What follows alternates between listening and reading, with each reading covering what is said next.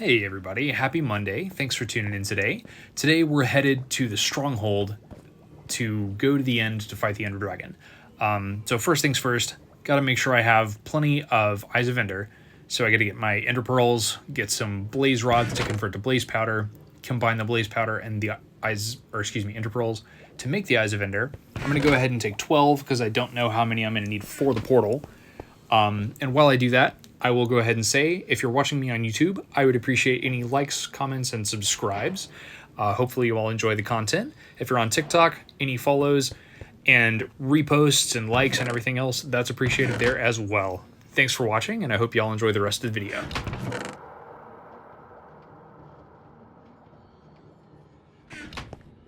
Now, one thing that I did forget to grab from my base is glass bottles, because I've never actually gotten Dragon's Breath in the end. I've always forgotten to bring glass bottles with me, and once again, I forgot, but I have stopped because I want to make it a point to get it this time. So, throwing myself down a crafting table, gonna dig up some of the sand and throw it in this furnace here, because I did stop just over a little bit away and get some coal too, so... Anyway, we're going to get a little bit more sand and see how many glass bottles I can get. And then once I'm in the end for the Ender Dragon fight, we're going to grab as much Dragon's Breath as I can manage. And I'm hoping that just a few bottles will do the trick. I don't really know what I'm going to use it for yet, but I'm just going to have it on hand and use it for whatever I need. So while we're doing this, I want to take a moment to revisit the materials that they announced in Minecraft Live on Saturday. So there's a lot about the creaking and the creaking heart that I want to know more about, and I'm hoping that we'll get that information soon. They did mention in the after show or whatever, they said that you can place the creaking heart.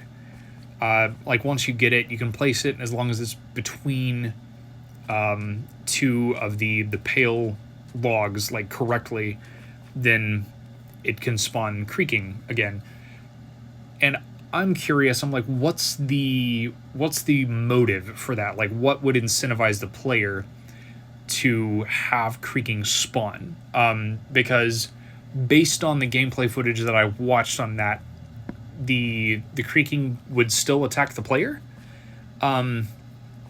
And I don't know why you would intentionally have a hostile mob that you can't kill. I don't know why you would intentionally summon it. So I hope we get more of that information soon, because that is something that would fascinate me, especially if they have a mechanic where if they adjusted it to where if you place the creaking heart and summon creaking, then they would essentially do your bidding, kind of like, if you take bees, for example, like the queen bee, they all have a hive mind, so they all, do the same thing. So if there was, an entity controlling it, or, telling it what to do, or in this sense, if the player put the creaking heart, all of the creaking would protect the player. If it was something of that nature, I think that would be really cool, but so far they haven't mentioned that, so I don't know if that's a mechanic they're going to introduce or not. Drop y'all's thoughts on that in the comments. I would be curious to know if anybody agrees with me, or if anybody has differing opinions or different ideas. I'm genuinely curious what Mojang's going to do with that. Now, I will tell you, this stronghold was actually much more... It branched out a lot more than I expected. And it took me a lot longer to find the portal room than it has in any other stronghold I've ever been in. Usually, I've had insanely good luck. In most strongholds I've been to, I've found the portal room within 5 minutes of looking. This one genuinely took me 45 minutes to an hour to locate the portal room. So I obviously cut out most of that footage because I don't have time to post a 45-minute video just finding the stronghold room, and most people probably wouldn't want to watch that much time doing that one activity anyway. So anyhow, there were 2 libraries that I did find that I'm anxious to go back to eventually and collect all the books and everything else. But for the time being, I just focused on getting to the portal room.